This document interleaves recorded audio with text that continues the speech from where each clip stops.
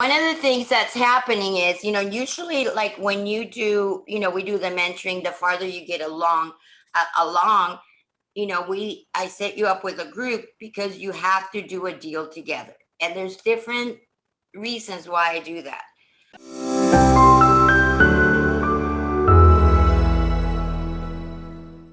To me, this is a people's business.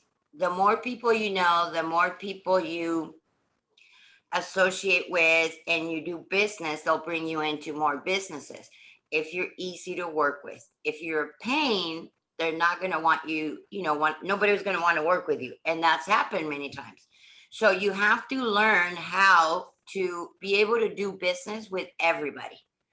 And there's going to be times that you just look at a person and you will literally have to, bite your tongue just by looking at them because they just kind of don't make sense. So the more people you know, the more, you're easy to work with, you will be brought into more businesses. Whether it's because you have money, whether you have connections, whether you have expertise, whatever the reason is.